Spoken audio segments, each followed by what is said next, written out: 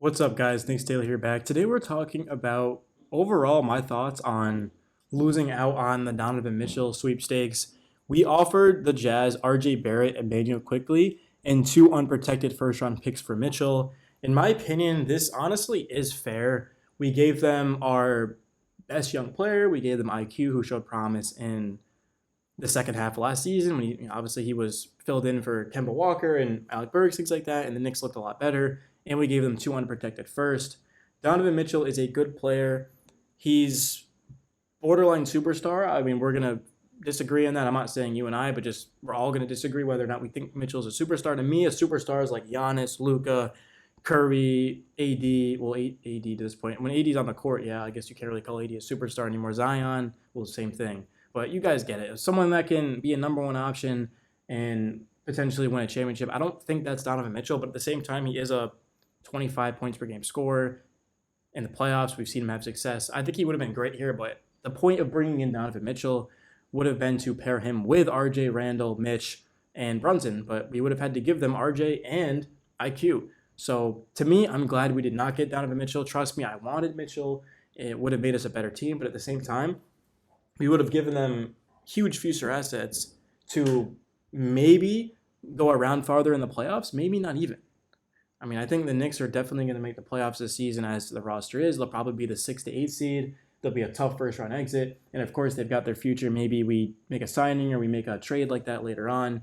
But we still have all our assets. We traded, obviously, our first round pick of the draft this year to Charlotte or whatever, and we got future assets. So overall, the Knicks are in a very good position. I'm not going to go as far as saying that the Knicks had like an A-plus offseason because we've got to wait and see for Brunson. We've got Hartenstein was a great signing, but we'll see what happens, bro. I mean, I think the Knicks are in a good spot, and they definitely have more flexibility moving forward. They just extended RJ Barrett. He's going to be making $30 million a year. I know most executives believed RJ was worth like 28 to 32 million. We got him at 30, so right in the middle. Julius Randle is going to be the key this season. Can he be in shape? Can he play well? Can he be consistent? Can he lead the team? If Julius Randle, if we get the version of him 2 years ago with Brunson and RJ Barrett, another leap into that all-star territory, we know the Knicks have a good defense. They were 11th last season. I mean, we're going to be looking at a special team. I think the Knicks can compete with anyone in the East. I don't think we beat Boston, Miami, or a team like that.